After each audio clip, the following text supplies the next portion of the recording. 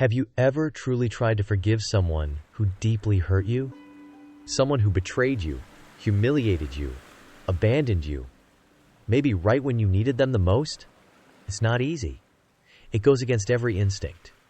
Because pride bleeds, the soul shuts down, and the heart screams for revenge.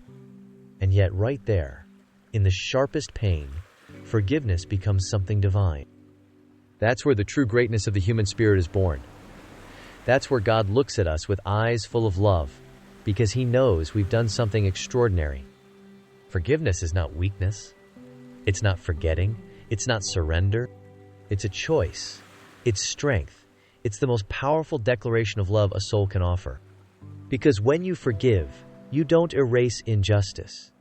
You proclaim that love is stronger than hate, and that peace of heart matters more than revenge. In the Old Testament, justice was built on retribution, an eye for an eye, a tooth for a tooth. It was a necessary order for an ancient society that needed to balance harm with punishment. But then, something changed forever. Jesus entered history, not with a sword, but with a heart overflowing with grace. And He brought a new, revolutionary truth. Love your enemies and pray for those who persecute you. That sentence shattered the logic of vengeance and opened the door to a higher spiritual dimension. Jesus didn't just preach forgiveness, He lived it. Every word He spoke, every act of compassion, every tear He shed was love in motion. Even toward those who didn't understand Him, even toward those who rejected Him, even toward those who would kill Him. Remember that moment on the cross? Blood, silence, and darkness all around. And yet, with His final breath, Jesus looked toward heaven and said, "Father, forgive them, for they do not know what they are doing." That is the pinnacle of love, the summit of mercy. There's nothing more astonishing, more beautiful than those words. Because Jesus forgave while being murdered.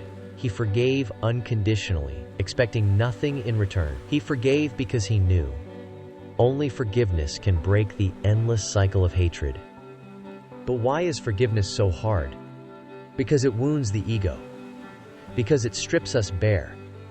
It forces us to look within, to face our own weaknesses, to admit that we too fall.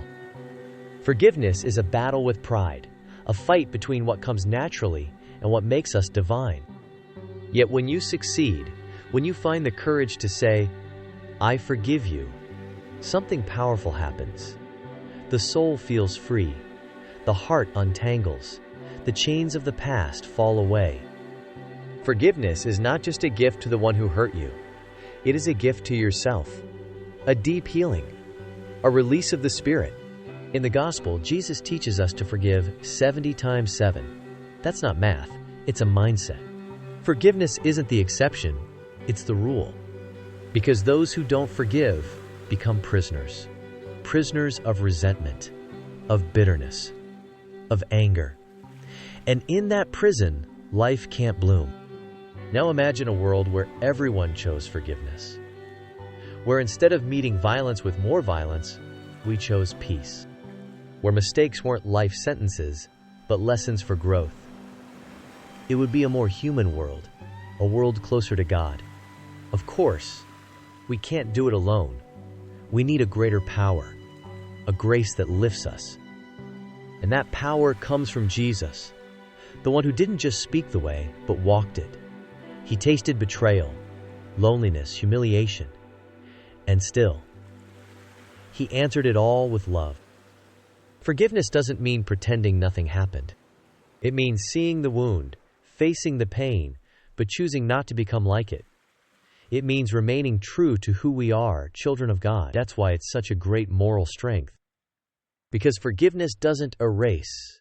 It transforms. It doesn't ignore. It elevates. And when forgiveness is offered, something shifts in the other person too. The walls begin to fall. They feel seen, accepted, loved, despite their mistake. And often, it's that very mercy that sparks true repentance and inner rebirth. Forgiveness draws people together. It builds bridges where there were once walls. It's not just a spiritual practice. It's a deeply human act. It shapes families, heals communities, restores hearts. In a world that glorifies revenge and justifies resentment, choosing forgiveness is a revolution, a peaceful, powerful rebellion. It says, I choose not to hate. I choose to be free. I choose God. Blessed are the merciful, for they will be shown mercy. That is the promise. If we learn to forgive, we too will be forgiven. If we learn to look with mercy, mercy will look back at us. In the New Testament, forgiveness is no longer just a generous gesture. It becomes a commandment of love. It's not about if we forgive, but when and how.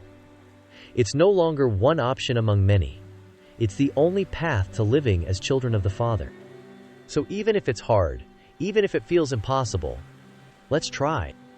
Let's start small, with daily wrongs, misunderstandings, harsh words. Take one step, just one. Because every time we choose forgiveness, heaven opens a little more. And never forget, Jesus didn't just ask us to forgive, He was the first to do it. And He still does every time we fall. If this message touched your heart, leave a like so it can reach someone who truly needs it. Share in the comments what forgiveness means to you, or tell your own story. Your voice might be the light someone else is searching for. And if you want to keep walking this path of faith and reflection together, hit subscribe and turn on the bell so you won't miss what's coming next. Sometimes, a single word can change a day, or a life. Thank you for watching.